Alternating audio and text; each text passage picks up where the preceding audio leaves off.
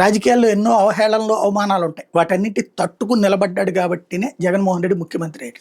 అయితే ముఖ్యమంత్రిగా దిగాక ఇప్పుడు అసెంబ్లీలో అవహేళనలు, అవమానాలు ఎదురవుతాయి అన్నటువంటి ఫీలింగ్‌తో తను అటెండ్ కావట్లేదు. కాబట్టి దానికి ప్రతిపక్ష స్థానం ఇవ్వట్లేదు అన్నటువంటి పాయింట్ చెప్పుకొస్తున్నారు. వాళ్ళు ఎవరని తెలుసు. ఈయన వెళ్ళడానికి సంబంధించి వెళ్ళి వాళ్ళు అవమానిస్తే అది ప్రజలకు తెలియజేయాలి. కానీ వాళ్ళు అవమానిస్తారు కాబట్టి నేను వెళ్ళట్లేదని చెప్తున్నారు. అది ఇక్కడ అడ్వాంటేజ్ అయింది ప్రభుత్వానికి. వన్ సైడెడ్ వెర్షన్ డిబేట్లు నడుస్తున్నాయి. అంత అద్భుతంగా జరిగిపోయింది, అంత పర్ఫెక్ట్గా జరిగిపోయింది అన్నటువంటి చర్చలు అక్కడ నడుస్తున్నాయి శాసనసభలో. శాసన మండలిలో వచ్చేటప్పుడు ప్రతిపక్షం ఉంది, స్ట్రాంగ్గా ఉన్నారు ఎమ్మెల్సీ, మెజార్టీ వైసీపీనే ఉంది. అక్కడ బొత్స సత్యనారాయణ లీడ్ చేస్తున్నారు. వరదు కళ్యాణి అద్భుతమైనటువంటి పాయింట్లతో రోజు రఫ్ ఆడించేస్తున్నారు. ఇవాళ తాజాగా తీసుకొచ్చినటువంటి ప్రధానమైనటువంటి పాయింట్ ఏదైతే రైతులకి అన్నదాత సుఖీభావ పేరుతో ఇచ్చేటటువంటి డబ్బుల గురించినటువంటి చర్చ. క్రిందసారి జగన్ విషయాన్ని నిందిస్తూ 50,000 5 ఏళ్లలో ఇస్తానని చెప్పాడు, చివరికి 37,000 ఇచ్చాడు.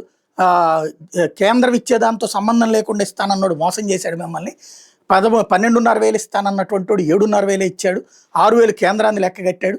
నేను అట్లా కాదు, మేము అధికారంలోకి వస్తే 20,000 మేమే ఇస్తాం, అది కూడా ఒకేసారి ఇస్తాం అన్నటువంటి చంద్రబాబు గారు పదే పదే చెప్పింది.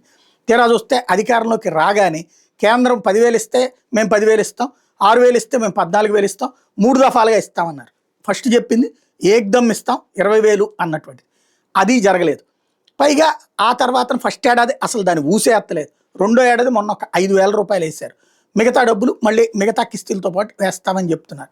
ఈ సందర్భంలో కూడా ఏదైతే రైతుల సంఖ్య తగ్గిపోవడం, 53 లక్షల మంది మా హయాంలో ఇచ్చాం, ఇప్పుడు 46 లక్షల మందికే ఇచ్చారు, ఎందుకు తగ్గిపోయారు అన్నటువంటి పాయింట్ని నిలదీస్తూ వైఎస్ఆర్ కాంగ్రెస్ పార్టీ అక్కడ రైట్ చేసుకొచ్చింది.